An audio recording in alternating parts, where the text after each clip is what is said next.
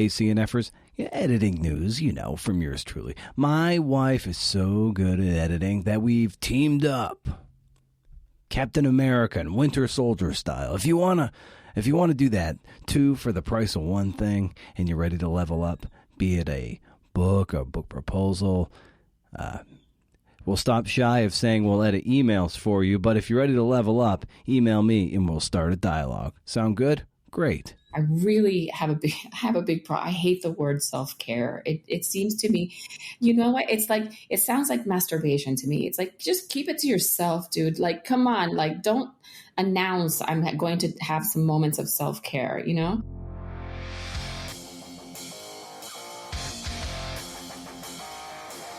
Oh, hey, CNFers. That's Alexandra Lytton Regalado. She's at Alex L. Regalado on Instagram, and her website is alexandralyttonregalado.com. Lytton is Lytton. She's a Salvadorian American writer who splits her time between San Salvador and Miami. Her new collection is Relinquenda. I believe I'm saying that right. It's Spanish for relinquish, essentially. It's going to be coming out in early October. So, if you dig what you hear on this episode, you might want to head over to beacon.org, because it's published by Beacon Press, or your favorite retailer, you know who I'm talking about, and pre-order this fine collection that has a very distinct through line. I quite enjoyed how Alexandra played with form and came to grips with the relationship she's had with various men in her life, had and has. It's great stuff. Great stuff. Keep the conversation going at CNF Pod on Twitter or Creative Nonfiction Podcast on Instagram, whatever. Consider heading over to our Patreon page, to help support this enterprise. It's a big ask, I realize that. I'm already asking you for your time with this show. I test your patience, right? I mean, come on. And on top of that, I have the audacity to ask for $2 or $4 a month. I mean, who are you? But those dollars, man, man, do they mean a lot. And we lost a patron this month, but we also gained a new one, Even Steven. So I want to give a shout out to Sean for joining. And though Kevin leaves us, I can't thank him enough for contributing to the CNF Pod coffers. It's just, it's really incredible. It means the world. And you're always welcome back, man. And if the idea of leaving a few clams at Patreon is a bridge too far, what also means a lot are kind reviews on Apple Podcast. A Pondcast. Jeez. I mean, how many of these have I done? Seriously. If you leave one, I'll read it right here. We've got a nice collection, but in this day and age, you really can't have too many. I'm not Mark Maron, CNFers, no matter how kindred we might be at heart. Show notes to this episode and more than 300 others are at brendanamaro.com. Hey, there you may also sign up for the Up to 11 Rage Against the Algorithm newsletter. This is where it's at, CNFers. I'm not one to hang out on social media. I sure as hell am not scrolling. I'm sure as hell not trying to get good at social media, whatever that means. But I am one to put a lot of effort into a kick-ass newsletter that entertains, gives you some value, and sticks it to the algorithm. Right up the algorithm. If that's your thing, sign up. Been doing it for many, many years. First of the month, no spam. As far as I can tell, can't beat it. There are some people out there who are probably like, yeah, someone can beat it. Anyway, Alexandra is here, and we talk about how she became a writer, her relationship to her father, death and dying, finding flow, and a recommendation that gets the biggest endorsement from your CNFer-in-chief. Stay tuned at the end of this rodeo for my parting shot about how podcasts are like restaurants. What the hell do you mean, B.O.? Stick around and I'll tell. But for now, accepting the personality at the helm of USS CNF, the part of the show that might be the most acquired, tastiest part of the entire enterprise for you is right here. Okay, here we go. Riff.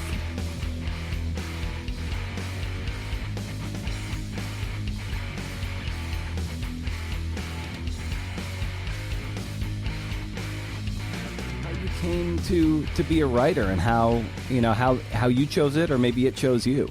I've kept notebooks since I was about 8 years old. And, you can imagine what the contents of that is like, oh, such and such boy slipped me a note or didn't, I ate a taco, which I shouldn't have eaten, like those kind of teenage concerns.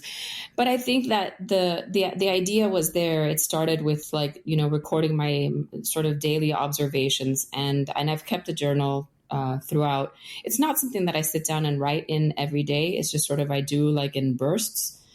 So I think that in general, maybe my sense of wanting to be a writer also came from the fact that I was a big reader, and that was something that was instilled in us by my mother. And I think I was just very much lulled into this, beauty of being lost in a book, and of course, that idea of being curious, and really wanting to know the names of things, of plants, specifically, and animals and different things, and not just saying, a flower or a plant, actually saying, the names of these things. So I'm kind of like a collector. And so it generally just sort of worked out in that sense that I was collecting ideas or observations. Yeah, I think the journal always becomes like the puke bucket. There's, Right. it's like you're writing in it either when you're like the happiest or the saddest or the most scared. On a regular ho-hum day, it's kind of hard to bring yourself to a journal unless you're reading.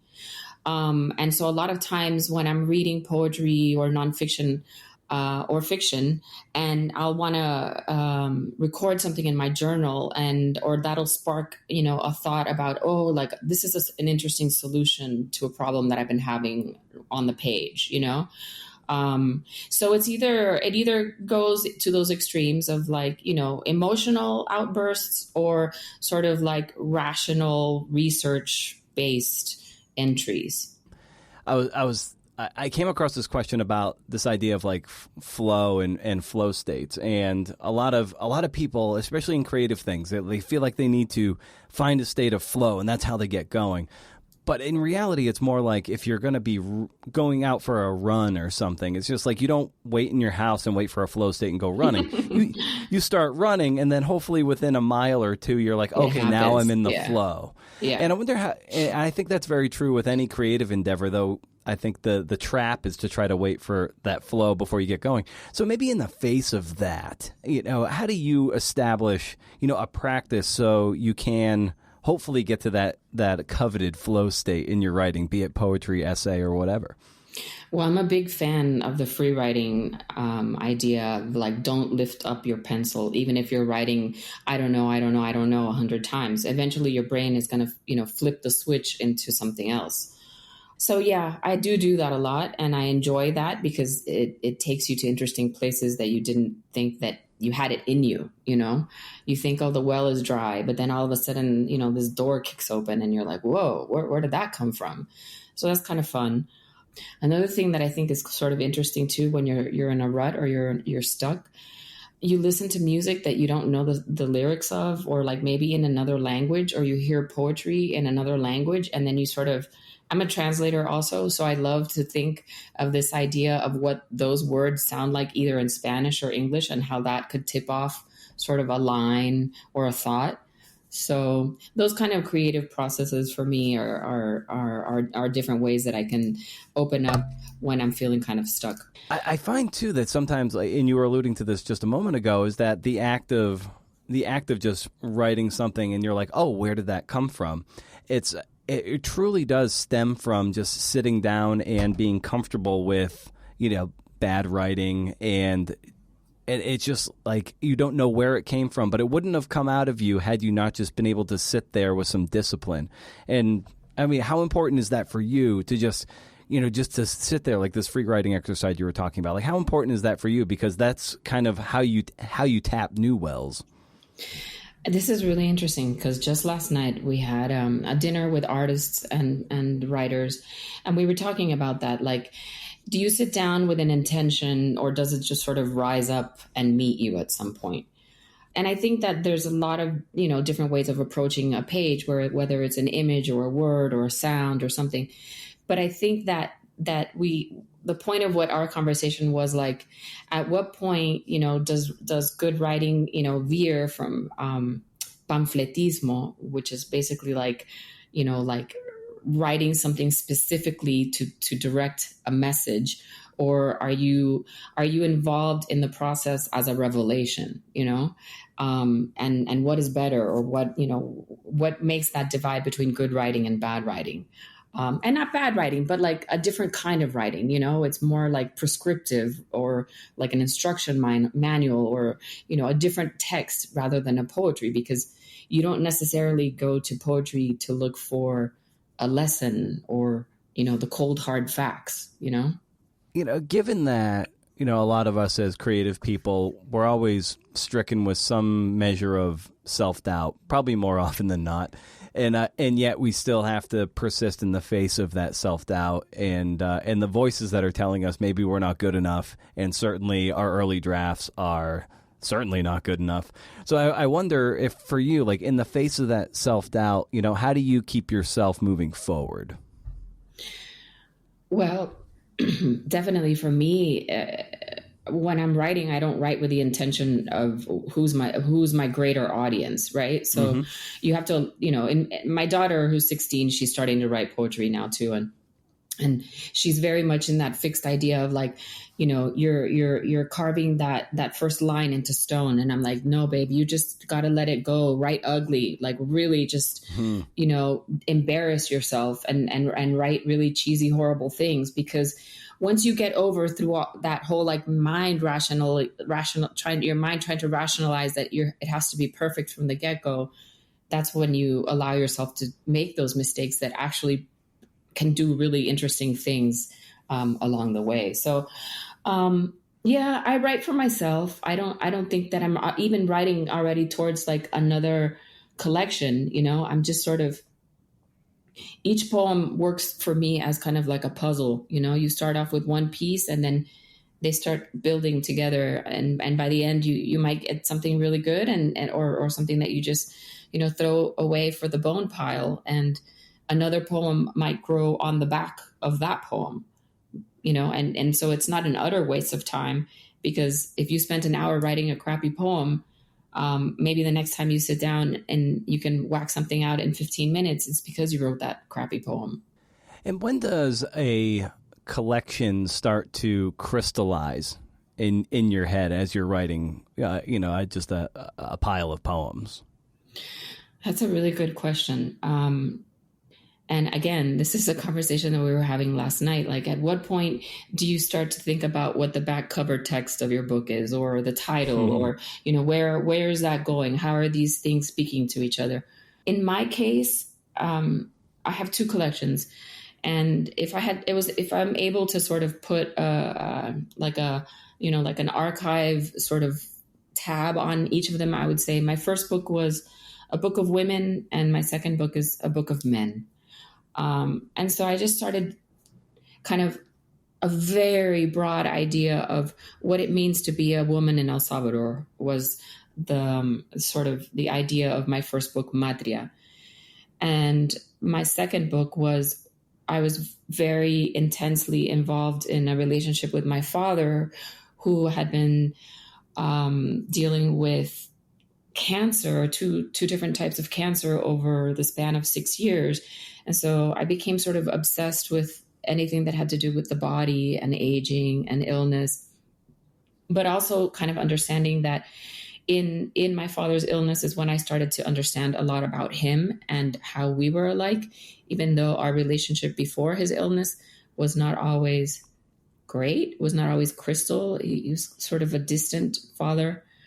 I always like to think, I'm totally going on a tangent here, but a friend of mine, after she read my collection, she said, "Oh, it seems like, your dad, was kind of like really tough with you, and like, maybe, you had some sort of like, domestic violence situation." And I said, "That's really interesting that you say that, because sincerely, like I was hurt by certain things my father did, but never did he ever lay a hand on me."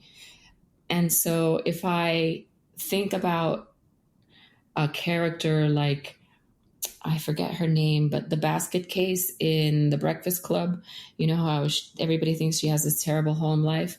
And then when I asked her, Ali like, what Sheedy's character, Ali Sheedy's character, so like, what did they do to you? And she said, well, they ignore me. And so there is a sense of, how does a child see themselves reflected in their relationship with their parent?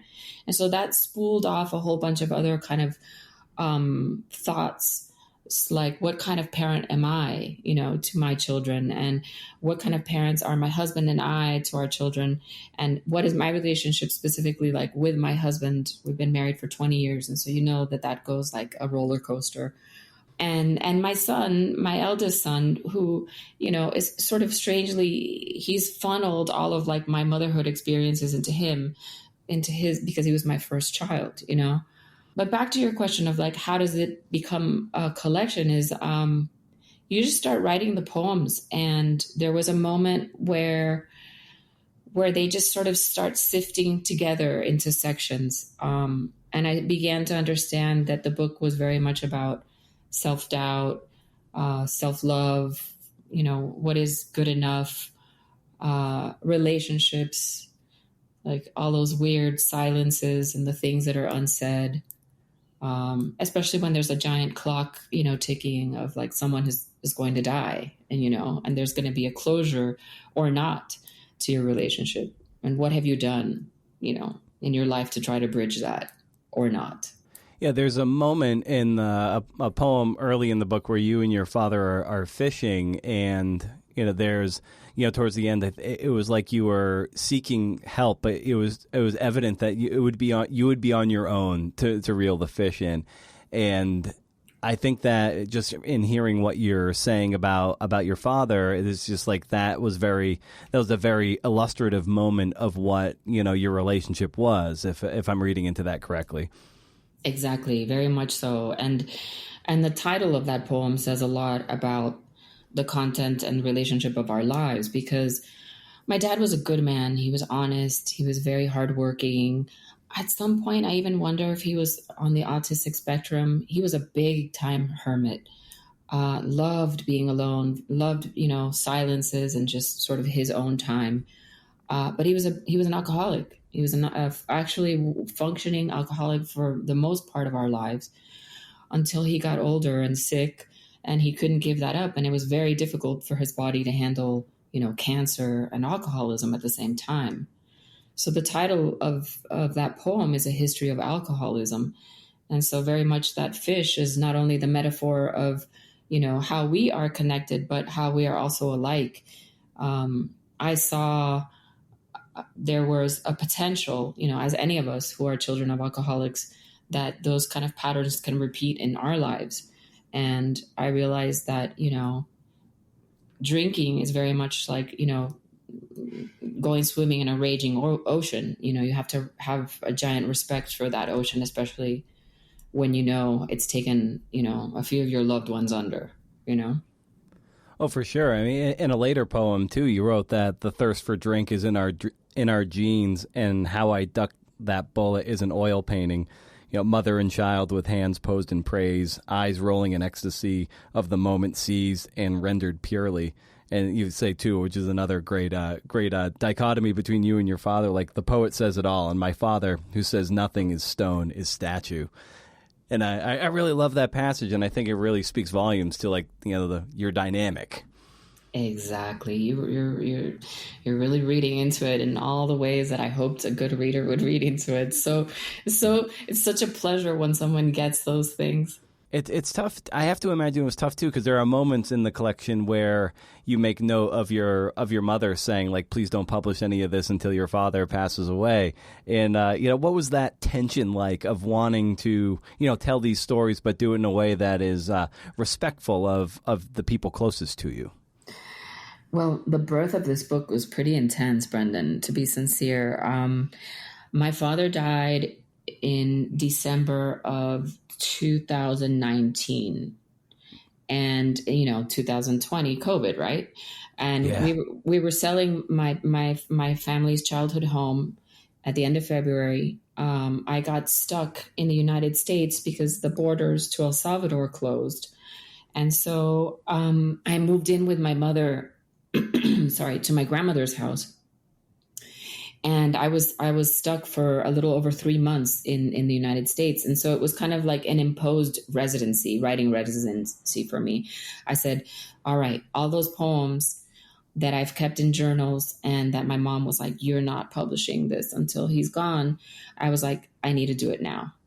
So I was pretty diligent about my practice of writing, and I would write about 1 to 2 poems per day, but they were already pretty much built in my journal, so it wasn't coming out of nowhere.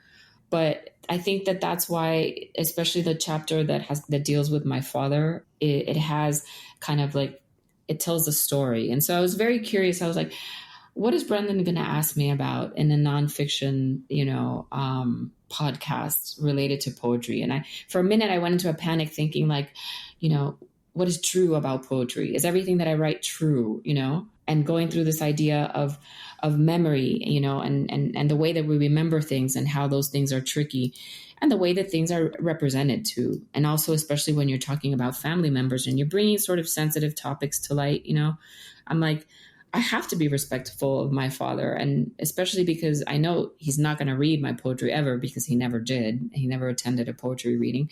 But it wasn't because he didn't love me. It's just that, maybe in the same way, if he said to me, do you want to go and, listen to this, like, astrophysicist talk about math and space for like 2 hours, do you want to come with me? I would have been like, I don't know, Dad, But if he had written that book, I think I would have gone anyway, but whatever. Back to the differences. Yeah, I had to be respectful. And so I wrote the book pretty intensely I think I wrote the first draft of the book in about 3.5 months that I was in lockdown. All of us were in lockdown. The poems are very raw because I never in my wildest dreams thought that it would get picked up so quickly, much less win a prize like this, like the National Poetry Series. And so I kind of went in a panic when I heard that the book was going to be published, because I felt like I wanted to maybe spend a little more time contemplating what I was going to come out and say and how I was representing myself, because this second book of poetry is a lot more personal than my first book. My first book is like a chorus of women's voices, me and included in those voices and in those stories. But this is pretty personal. I'm like, I'm pretty naked in this book. It strikes me like throughout that it really is an interrogation of your relationship with your father, among other things, but especially your father is kind of one of the main characters, if you will, throughout the whole collection. And do you feel like over the course of writing these poems and putting together the collection that you have most of the answers you would want, about your father and about your relationship to him? God, that's a really hard question. But I think it is interesting what you've said, because I think that my relationship with my father kind of set my tone with all of my future relationships with men, as Freudian as that sounds. It really is true. And so, you go around everywhere sort of looking for your father, in your partners, and then, sort of understanding what your relationship is with your children. I don't know that if I have the answers to it, but I feel like definitely, because my father's illness was so extended in six years. First he had throat cancer, and then he had stomach cancer. You forgive a lot of things because you let go of a lot of expectations. And I stopped wanting him to change or to be something else. And I think in writing these poems is also when I began to understand a lot about myself and my relationship to solitude and silence, and my need to sort of detach from people for a little bit, also to kind of like, re-energize and get charged up to deal with people again. And what my relationship is with just sort of like anxiety and expectations. So I feel like my relationship with my father ended well and ended peacefully. I don't have any regrets or resentments. It's sort of like, it is what it is. And he did what he could do, and I did what I could do. And that was our relationship, and that was it. Yeah, in the passages in the poems that you write about, your father, dying and succumbing to cancer in those moments in the hospital or in hospice, are so are really just tender and really really beautifully rendered.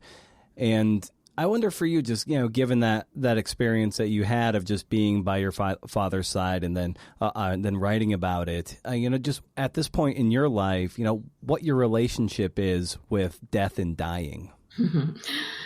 Well, I'm going to be 50 this year, so it's definitely a big one. looming. Yeah, it's there. It is there. Probably also another topic that comes before dying is pain. And I think that this book is also an exploration of how to handle pain, emotional, physical, all different kinds of pain. And I think that also something that I've considered a lot too is like maybe in a first collection, somebody will be more interested in questions of identity, cultural tradition, family origins, all of those kind of things. And I've kind of stepped away from that. And, in fact, I think, I'm a Salvadoran American writer, and I've spent half of my life living in El Salvador, half of my life living in Miami. And I've kind of gone beyond really needing to define myself as, what am I first? What am I more? What is my language of choice? Pretty much now, those boundaries are just completely permeable for me. And so I think that, holding hands with that idea is also sort of like, I've seen, my father passed his last breath in front of me. My experience with death has been sort of like a crash course, because after my father died, my grandmother, who was, the matriarch of the family, she passed away in 2021, October, sorry. And my mother died on December 31st, New Year's Eve. Well, I guess it was January 1st already of this past year. And so the two people that I had spent, writing, sharing a home and writing these poems about death and sort of, what is the point of it all? That was my last intense moment with them, because my grandmother died, a few months later, and then my mom, after that, and my grandmother died of old age. She's 102, and my mom had a heart attack. She had a heart condition, so that was unexpected, and so I couldn't tell you what's worse. A long, lingering, painful death where finally when my father died, we were all like, oh, thank God, he's not suffering anymore. Or a phone call at 4 a.m. and like, hey, Alex, mom had a heart attack and she didn't make it, and you're like, what? So that brings me to the title of the book, which is Relinquenda, and that's a Latin word.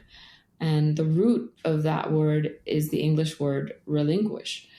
So, look at me all cocky thinking that, I'd written the book about learning how to let go because my dad had died, and, we'd lost a lot of family members in and around the same time. And so then, my grandmother dies. And then for me, the biggest tragedy was the loss of my mom, because our lives were completely intertwined. And she was my greatest fan. And, leading back to your first question of like, at what point did you decide to become a writer? Is so much because my mom was like, you got to do this. This is you. And you're so good at it. And like read and write. And here's these books. And let me read your poems. So that was a huge bomb. And that's going to be like my life lesson, is just continue to learn how to let go. But at age 50, I mean, what choice do you have? You're there, you're walking, towards it pretty steadily at this point. Oh, for sure. It's like you reach a point too where you have to let go with the idea that tomorrow is a guarantee. And come to grips with there's more time behind you than there is in front of you, which is really disarming. Yeah. And I think all of us, I think it's a topic that all of us have had, to have this really deep crash course into of like, things are not always going to be the way that you expect them to be. And you have to be adaptable and flexible and sort of learn how to, live with the way that things are, you know? Oh, of course. And, the way your father passed away, I imagine that and because it was a prolonged illness, that there is time for you to essentially pre-grieve before he passes. And then, your mother, and I'm just so sorry to hear that she passed so suddenly. And then the grief comes after the fact. And have you been able to just kind of wrestle and wrangle with, this notion of grief and how, you've really contended with both kinds? Yeah, for sure. I don't think that Relinquenda is a book about grief. I think it's a book about really just the day to day of illness and death and my relationship with men primarily. So I think that the things that I'm writing about now are probably a little more related with grief because there's no, somebody, I think it was my psychologist saying like, oh, you're feeling the pattern perfectly of grief, which usually runs from 9 months to a year. I'm like, oh, damn, it's like another gestation, Oh, yeah. So, and death is like a weird rewind birth too, also, it's so, because birth is not all happiness and joy. It's also scary. And you're like, in the hands of doctors and God and whatever, But I think that the distance and the time makes you really contemplate things in a different way. So I'm still in it. Yeah, I'm still in it. Yeah, the whole like end of life being something of a reverse birth, it really hits home because like right now, my mother isn't dying, but she is suffering from dementia to the point where it's every 5 minutes or every minute or so, and I'm across the country from her at the moment, but it's just like constantly has to be, told sort of, what to do, maybe even when to go to the bathroom. Needs a lot of assistance moving around at the moment because she had a fall and she's in this rehab center now, but her dementia is such that it is very almost baby-like how you have to repeat yourself constantly, and she'll ask the same question over and over and over again. It's like, even though you just answered it 3 minutes ago, you have to table your frustration and just answer it fresh, anew every single time. And it's this idea, it's really, when it confronts you, it's like, I used the word disarming just a moment ago, but it is just like disarming, and you're really hit in the face with this idea, the circularity of life, and, just how painful it is to watch people go through it. 100%. I'm really sorry. My grandmother, she had Alzheimer's. And so for the last 10 years, there was also that degeneration. And it's hard. It's really hard because, the roles flip, like this person that cared for you and that nurtured you. And, now it's very different, right? Because now you're the one that's trying. And there's a fight back because there's a moment too where, they're adults and they realize like, I want to be independent and I don't want to be a burden, or I don't want to, like they're scared of losing all of those, facultades, all those abilities.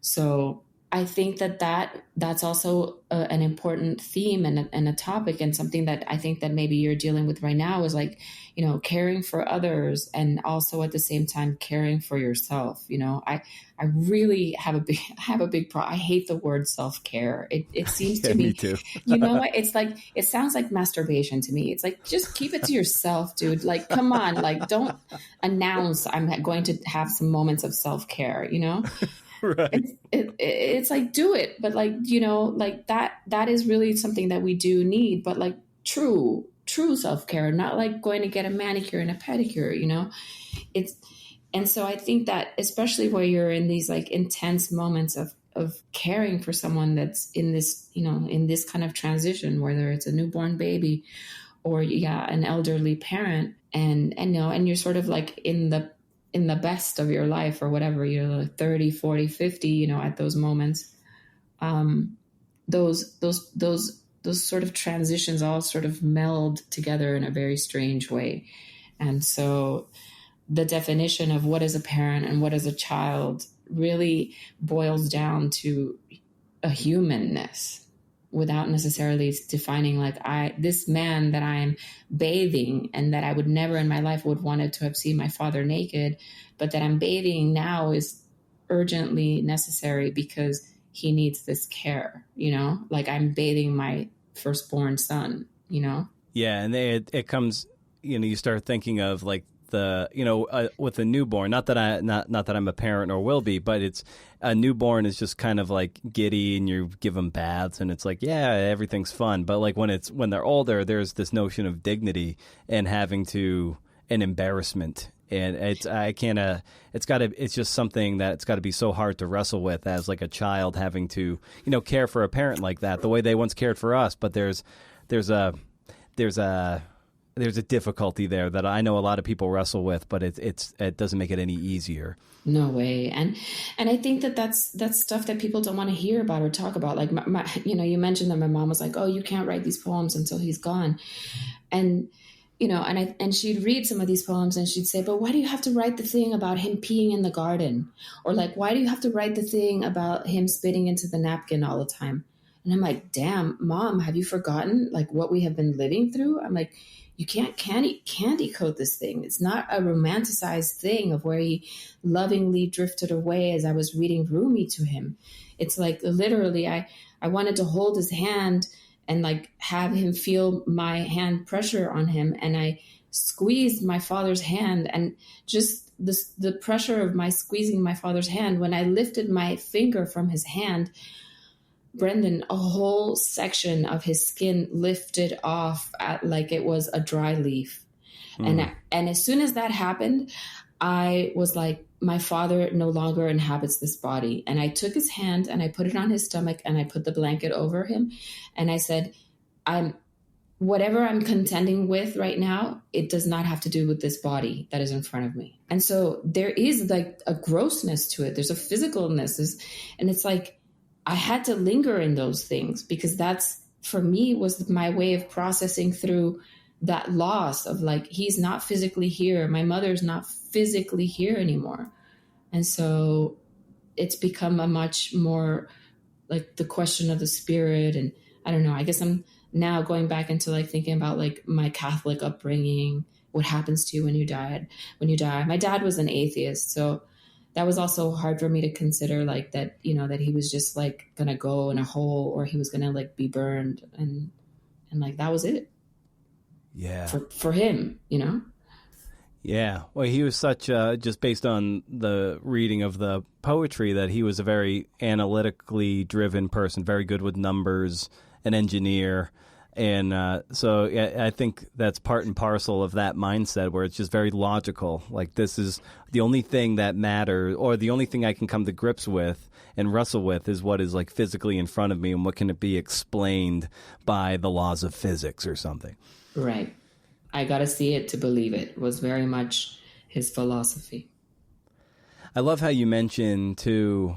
It just struck me. It really struck such a chord too. When you're, sitting. You wrote that no time for pleasantries. You wait in your chair in this room that is not a living room but a waiting room. And I was just like, oh my God, that is so true. That it's not. There's no real living going on. We're waiting for the finality here. 100%.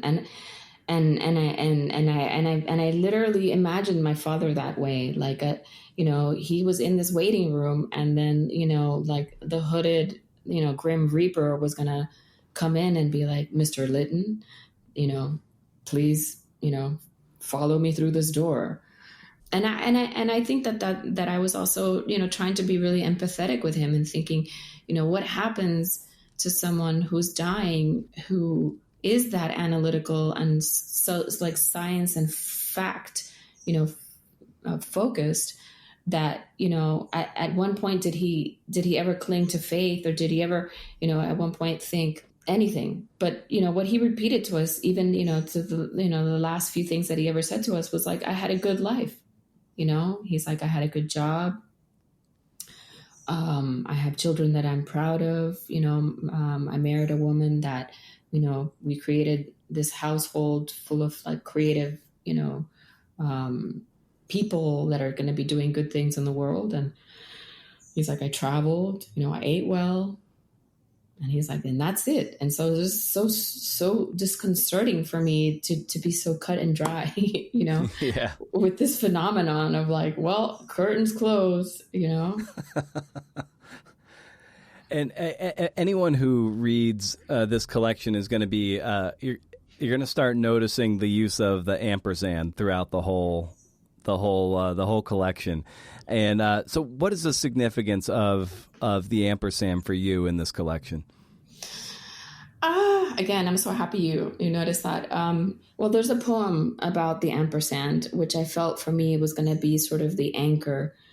I love it as a symbol. I love the way that it was envisioned as kind of a ligature, right? Et al. And out of that symbol, out of those words, Latin words, it became this typography symbol. I love that it has the shape of an infinity, with a little hand kind of going like, hey, I'm carrying a little tray, or like check out this thing that I'm showing you. It's just like a quirky, beautiful typography figure. And I really like that idea of tying things together. So that poem for me was an exercise of understanding the origin of the symbol of the ampersand, and also I like strange things happened. Like I would find that it's a combination of the letters E and T, and E is my father's first name, Edwin, and T is my husband's first name, Tomas. And so it very much became to me then like this idea of fusions, connections, right? And so if my book talks about relationships and connections that are worked through, like the one with my husband, because there's a whole section on my relationship with my husband and our parenting and all of that. And so it's also pretty rudely like raw, like, do you know how much I hate you right now, I think is the title of one of my poems dedicated to my husband. Or no, do you know how ugly you are to me right now is a poem dedicated to my husband, but it's a love poem. And so the ampersand for me is about that, about putting it out there that what I'm doing is exploring one-on-one relationships more so than like a community. It's the one-on-one. And so imagining the ampersand as something that links or anchors two words together, I was just fascinated by that. Yeah, and you mess around with a lot of different forms in the way you construct a lot of your poems, and some are just big old blocks of text. Some are almost split down the middle with something on the side, and some are just stacked and staggered in different ways. And I just wonder for you, like, how do you make those decisions when you're creating and writing a poem? I think that when I write in my journal, I write in an unlined book. And so sometimes my handwriting is small, sometimes it's big, sometimes it's needed, sometimes it's sloppy. And I take those poems and put them into a Word document. And what I do is I took this idea from a poet friend of mine, his name is Eduardo Corral, who talked about pouring poetry into different vessels. And so when you pour it into these different vessels, there's a moment where it feels right.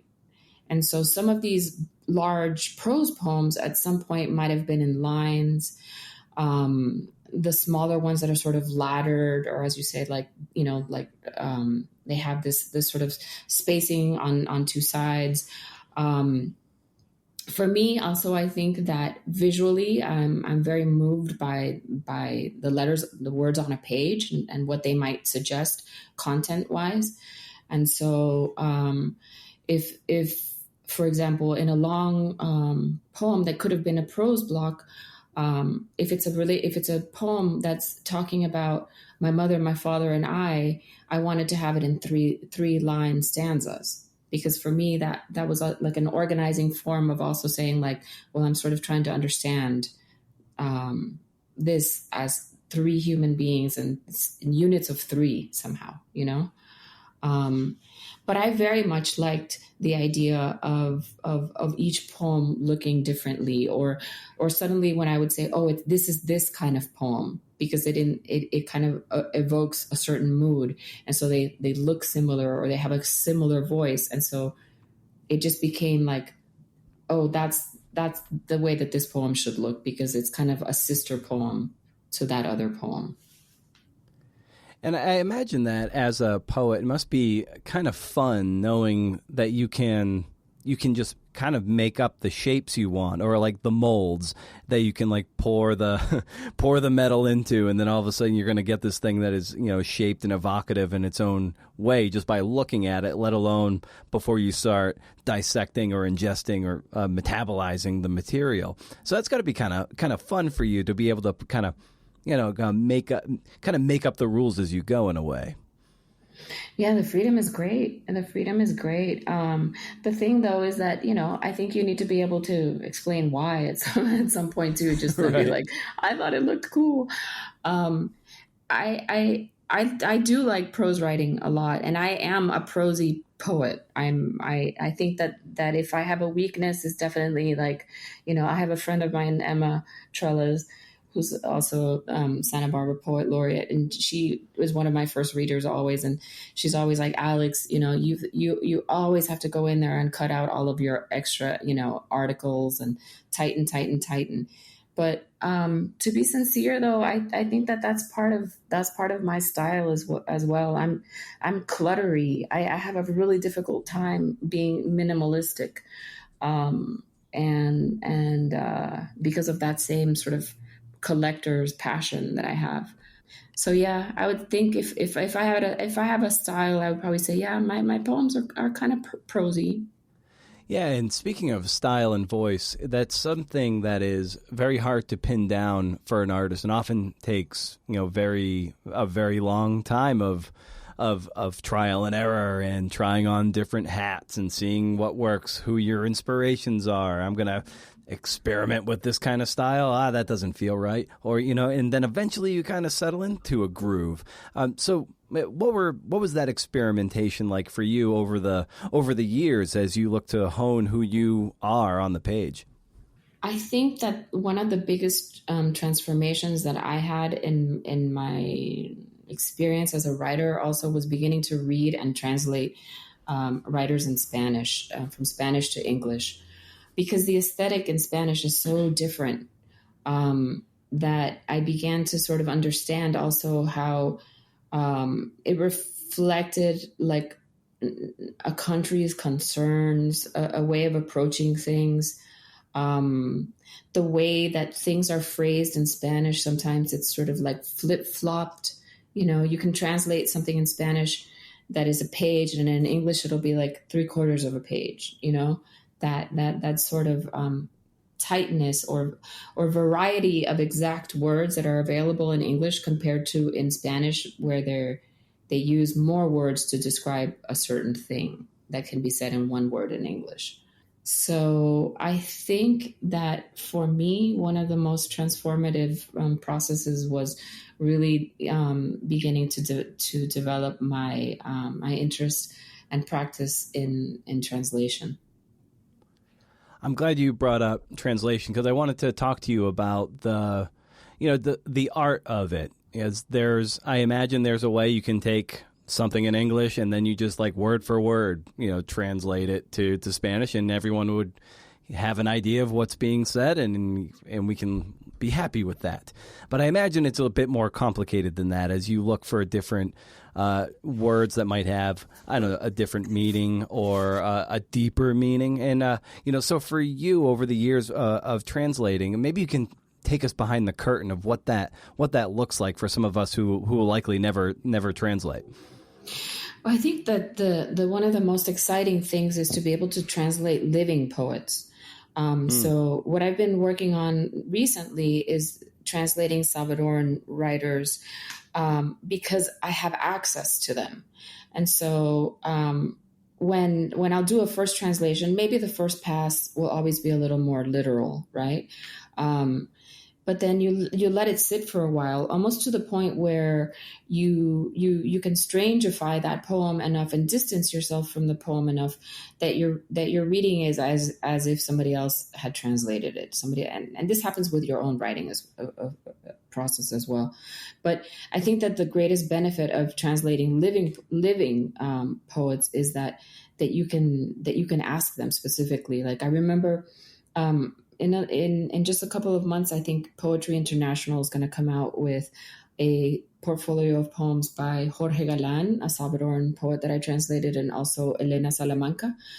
And so having access to them and saying, really spending almost 40 minutes talking with Jorge about, what did you mean about this word? Do you mean arching over? Do you mean leaning over? Like, how do you visualize this woman's body? Was she falling into the bush? Was she reaching over the bush? Because that subtlety of being able to understand what he was visualizing in his mind makes all the difference in that one word choice that is like the last line of the poem, because leaning, falling, arching, all can give a totally different meaning to a poem. And so translating poets that are dead or that you don't have access to is definitely a bigger challenge. I am definitely much more in the way of thinking of translating the feeling of the poem and trying to be true to the style. I won't translate anything that has rhyme or form. That's just way too difficult for me because I can't do that. But I think definitely, keeping in the spirit of, and almost in a way where the two poems are sort of siblings. They're not twins all the time, Yeah. Yeah. Like when you run into, so like the source text is written in a certain way and the author has written it with and you can certainly relate to this, like a certain measure of rhythm. Like there's a word choice there that is made because it has maybe a certain amount of syllables and it just rolls off the tongue and it has the meaning, but it also has the right cadence. Do you run into problems with that when you're going to a different language? You're like, this is the right word that evokes the right meaning, but it also doesn't roll off the tongue the way it should. Sometimes words in English are ugly. They're clunky, and so, and you're like, oh, I know you meant to say that, but it just sounds so ugly in English, and so there's like a negotiation there. What's cool too is like translating my own work, because a lot of times, even like this has happened to me with other writers when I've been translating their work, they've gone back and they said, you know what, don't translate that poem. I still need to work on it. Yeah.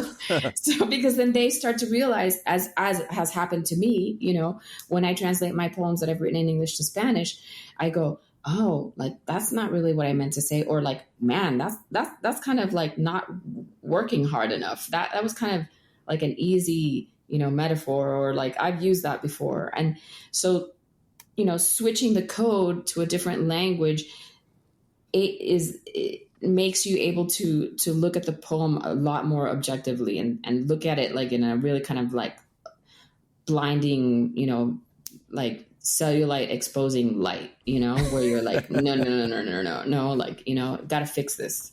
Mm-hmm. That's great. Well, let's see. I want to be mindful of your time, Alexandra. And the one thing I love to ask guests at the end of these shows is like a recommendation of some kind for the listeners. And that can be anything from something professional to something, software you like, an app. It can be anything. And so I'd extend that to you. Like, what might you recommend for the listeners out there? Professional or personal or whatever. It's anything you like. Well, going back to my obsession with collecting, I have a tradition where every end of the year I'll buy a box of black wing pencils.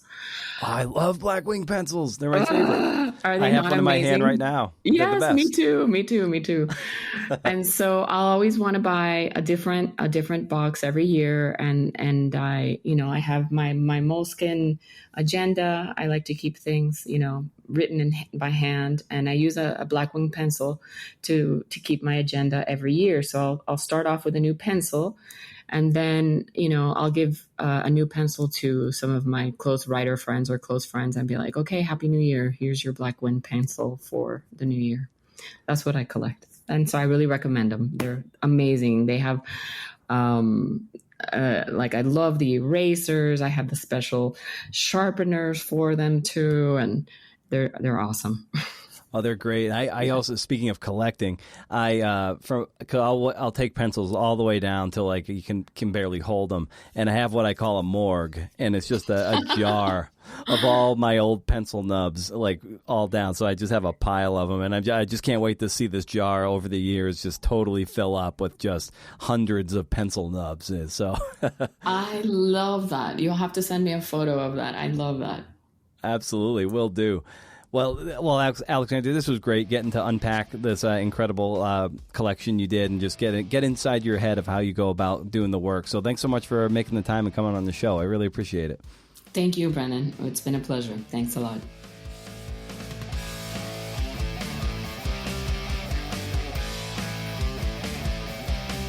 Well, we did it. We did it, CNFers. Feels like it's been ages since we had a fresh, hot interview. If you want a surprising and evocative poetry collection, check out Relinquenda. I think I'm saying that right. I don't know, man. And pre-order that sucker. Depending on when you listen to this podcast, you might even just order it at your favorite book retailer. So it's published by Beacon Press, beacon.org. There's one poem in there about our father's deathbed that gutted me, and then there was this other one that gave me all the feels. And it was just incredible stuff. So thanks to Alexandra, and of course, thank you for listening to the show, subscribing, sharing it, and just spending an hour with us in the CNF community. Anyway, here we go. So, share this podcast on the internet, and if you tag the show, I'll give you digital fist bumps and/or a James Hetfield gif. Probably both. Let's be honest. Okay. I said at the top of the show, the parting shot would be about how podcasts are like restaurants, and it's kind of true. So just hear me out. I was watching a Top Chef rerun. My God, the drama. Katsuji, dude, come on. And at Restaurant Wars, one of the judges said something like, I wouldn't order that again, or I wouldn't come back here. If you're a restaurant owner, you can probably get anybody, I should say, to come to your restaurant once. But the only way you're ever going to make it is by wowing people so that they come back once a month, twice a month, maybe once a week. And then they tell and or bring the others. There's a finite pool of new people to come to your restaurant, but it's always those repeat people, right? It's easy to lose in the game of first impressions. The food might be good, but the staff might be surly. It took 10 minutes for a server to even fill your water glass, let alone get a drink going or an app. The food might be great, but will you come back? Probably not. And so it is with podcasts. People who are listening this far, by and large, are probably the repeat customers who like the menu, right? Let's keep beating the food metaphor to death. You can get just about anybody to listen to your podcast once or twice. But you always have to be thinking, what will you bring to the show to bring your listeners back, to have them subscribe, to have them be excited when CNF Friday comes around, or when Monday and Thursday comes around if you're a WTF listener, or on Wednesdays when Longform posts, or on Wednesdays also when Akimbo posts. I have these appointment listening podcasts, as I'm sure you do. I really labor over this because that's the only way this enterprise grows to reach more CNFers like yourself. Be you a journalist, narrative journalist, long-formists, memoirists, poets, essayists, documentary filmmakers. Got to get more filmmakers on. It's been a while. I recognize certain aspects of the show might be abrasive to the ear. Yeah, maybe my voice, but I like heavy metal music. People have commented on that, and I'm sorry that's not going away. It's a small part of the show, but it's part of the character. But I cut that richness. I cut that butter. The acid that cuts that butter is ensuring I don't talk too much during the interviews, and I don't talk too much at the top of the show. I save it for the back end. and I research the fuck out of people. So it's a rich conversation that hopefully delivers inspiration, celebrates their work, entertains, why not, and makes you a better reader or writer, makes you excited to pick up the pencil. The Blackwing pencil makes you eager to dust off that manuscript, or maybe to start one. And once you get going, to help you keep going, because damn it, that's the hard part. And let's face it, like restaurants, there's a million podcasts out there, all vying for your attention. How do you compete with that?